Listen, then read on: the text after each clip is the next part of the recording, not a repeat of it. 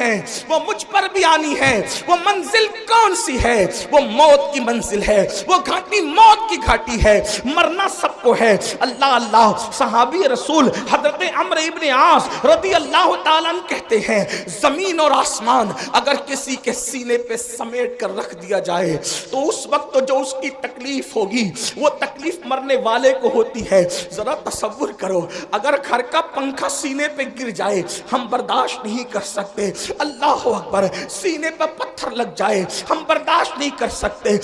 Driving کرتے وقت اگر کار کی اسٹیئرنگ سینے پر آ جائے ہم برداشت نہیں کر سکتے۔ اللہ اکبر، وہ کیفیت آپ پر بھی آنے والی ہے، وہ کیفیت مجھ پر بھی آنے والی ہے۔ اندھیرا گھر، اکیلی جان، دم گھٹتا، دل اکتاتا، خدا کو یاد کر پیارے، وہ ساعت آنے والی ہے۔ اللہ اکبر، سینے پہ زمین اور آسمان کو رکھ دیا جائے تو وہ تکلیف نہ ہوگی، مرتے وقت وہ تکلیف ہوگی۔ اس کے بعد حضرت سیدنا عمرو ابن عاص رضی اللہ تعالیٰ فرماتے ہیں اتنی سی پہ بس نہیں، جب مرنے والا سانس لیتا ہے تو اس کو ایسا لگتا ہے کہ جیسے وہ ناک کے سوراخ سے سانس نہیں لے رہا ہے، وہ ناک کے سوراخ سے سانس نہیں لے رہا ہے، اس کو ایسا تنگ کر دیا جاتا ہے ناک کے سوراخ کو، اس کو یوں لگتا ہے جیسے وہ سوئی کے ناکے سے سانس لے رہا ہے۔ اتنا تنگ کر دیا جاتا ہے، اتنا تنگ کر دیا جاتا ہے کہ یوں لگتا ہے کہ جیسے وہ سوئی کے ناکے سے سانس لے رہا ہے۔ میرے پیارے آقا صلی اللہ علیہ وآلہ وسلم کے پیارے دیوانوں، اسی پر بس نہیں،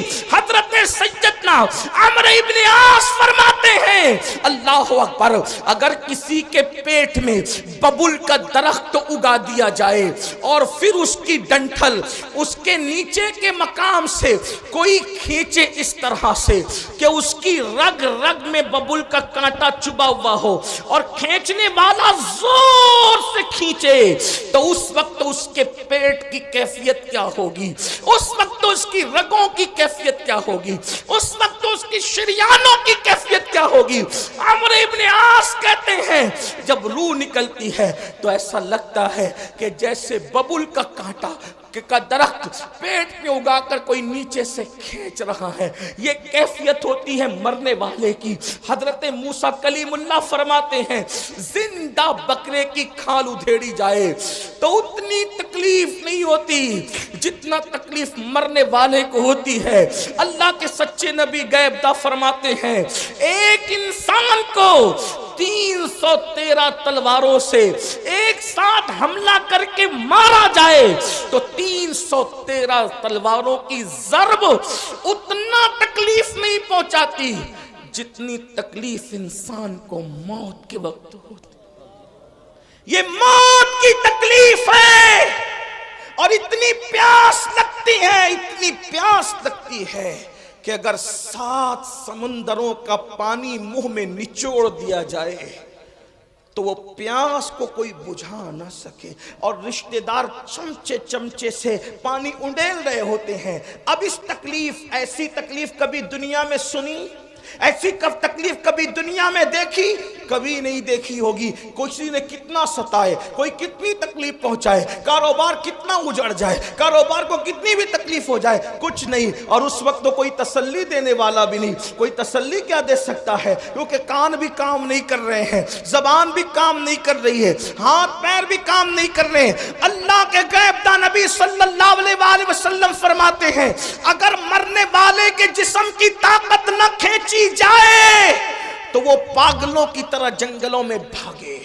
اور اس کی آواز ایسے نکلے جیسے بیل کاٹنے کے بعد جیسے وہ چیختا ہے، اس کے چیخنے کی آواز تم سنو۔ لیکن اللہ کی حکمت یہ ہے کہ وہ مرنے سے پہلے اس کے ہاتھ کی، پیر کی، چلانے کی طاقتیں کھینچ لیتا ہے تاکہ وہ ہاتھ پیر کو ادھر ادھر نہ کر سکے، تڑپ نہ سکے، بے چین نہ ہو سکے۔ اگر لوگ مرنے والے کی اس موت کی کیفیت کو جان لیں تو شادیاں کرنا چھوڑ دیں، شادی شدہ بیویوں کے پاس جانا چھوڑ چھوڑ دیں, فرمایا اچھے کپڑے پہننا چھوڑ دیں, اچھا کھانا کھانا چھوڑ دیں, اور لوگ استغفار کرتے ہوئے جنگلوں میں پاگلوں کی طرح بھٹکتے رہے. مرنے والے کو موت کے وقت جو تکلیف ہوتی ہے وہ تکلیف جانوروں کو پتہ چل جائے تو تم کو گوشت کھانے نہ ملے, جانوروں کی چمڑی سے ان کی ہڈی سے ان کی چمڑی لگ جائے, جانور جو ہے وہ گوشت ختم کر دیں, یہ کیفیت ہے مرتے وقت کی. لیکن اب سننا مسلمانوں, میرے اسی نبی نے جس نے یہ تکلیفیں بیان کی, فرماتے سورہ یاسین پڑھو,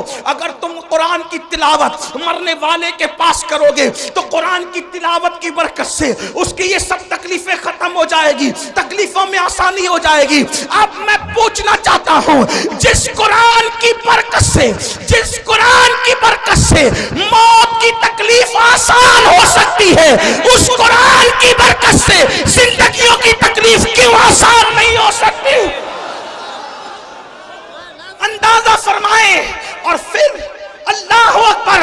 اللہ اکبر, وہاں قرآن کی تلاوت وہ خود نہیں کر رہا ہے مرنے والا, توجہ کریں, قرآن کی تلاوت وہ خود نہیں کر رہا ہے, دوسرا کرے اس کے پاس بیٹھ کر, تو اس کو یوں برکتیں نصیب ہو جائے. جب دوسرے کی تلاوت کی برکتوں کا یہ عالم ہے, اگر انسان قرآن کی خود تلاوت کرے تو برکتوں کا عالم کیا ہو.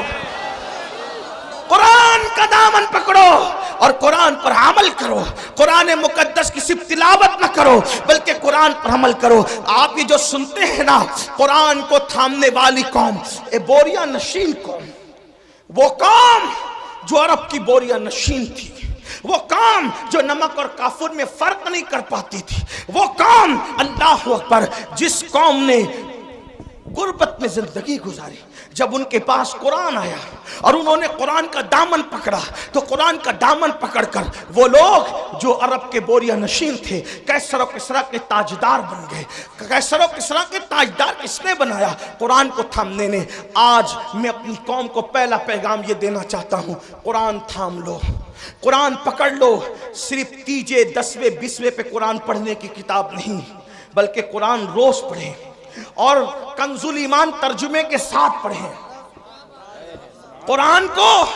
ترجمہ کنز الایمان کے ساتھ, اردو زبان میں جو صحیح ترجمے ہوئے ہیں اس میں صحیح ترین ترجموں میں صفحے اول پہ جو ترجمہ ہے اس کو کنز الایمان کہتے ہیں.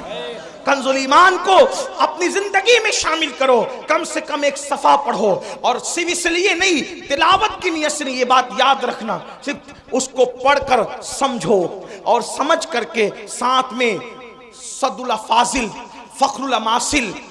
علامہ سید نعیم الدین مراد آبادی کی جو مختصر تفسیر ہے خزائن العرفان شریف, آپ کے مراد آباد کے وہ عظیم ہستی بلکہ آرام بھی فرما رہے ہیں, اللہ اکبر, وہ تفسیر بھی پڑھو, بہت شارٹ میں بہت خوبصورت اور جامع تفسیر ہے, اور پھر اس کو اپنی زندگی میں داخل کرنے کی کوشش کرو. آپ سے پوچھتا ہوں, جو قرآن کی آیت لکھ کے سینے پہ لٹکا لے, جب اس کے مسائل حل ہوتے ہیں تو جو قرآن کو اپنی زندگی میں داخل کر لیں, جو قرآن کو اپنی زندگی میں شامل کر لیں, آپ جانتے ہیں قرآن اگر پڑھو گے تو قرآن پڑھنے کی برکت سے لوگوں کا خوف دل سے نکلے گا. قرآن کی تلاوت کرو گے زبان پر سچائی جاری ہوگی, قرآن کی تلاوت کرو گے آپ کی شخصیت باروب بنے گی, قرآن کی تلاوت کرو گے آپ کی شخصیت با اثر بنے گی, قرآن کی تلاوت کرو گے آپ کی ذلت عزتوں میں تبدیل ہو جائے گی, قرآن کی تلاوت کرو گے ناکامیاں کامیابیوں میں تبدیل ہو جائے گی, قرآن کی تلاوت کرو گے دشمنوں کو اللہ تمہارے قدموں میں جھکائے گا. دشمن کتنا بھی بلند ہوگا وہ نیچے ہوگا اور تم اوپر نظر آؤ گے. قرآن پکڑ کر تو دیکھو, قرآن تھام کر تو دیکھو, قرآن کو طاق کی زینت بنانے والے, قرآن کو اپنے سینے کی زینت بنا کے دیکھ, قرآن کو طاقوں میں رکھنے والے اور جزدان میں لپیٹ کر بند کرنے والے, اس کو اپنے دل میں بند کر کے دیکھ, قرآن مقدس کو سچے دل سے تھام کے دیکھو, انشاءاللہ جو وہ دشمن مغلوب ہوگا, آپ کو غلبہ نصیب ہوگا. وقت کی حکومتیں تمہارے قدموں میں گرتی نظر آئے گی. ایک بار قرآن پکڑ کر دیکھو, قرآن تھام کے دیکھو, سب کی کتابیں پڑھنے والوں رب کی کتاب پڑھ کے دیکھو, سب کی کتابوں پہ دل دینے والوں رب کی کتاب کو دل دے کے دیکھو. میرے آقا فرماتے ہیں زمین پہ کھڑے رہنے والے کو آسمان کے تارے چمکتے نظر آتے جاتے ہیں، مگر آسمان والوں کو وہ گھر ستاروں کی طرح چمکتے دکھتے ہیں جس گھر میں قرآن کی تلاوت ہوتی ہے۔ جس گھر میں تلاوت نہ ہو وہ گھر ویران قبرستان کی طرح ہے۔ قرآن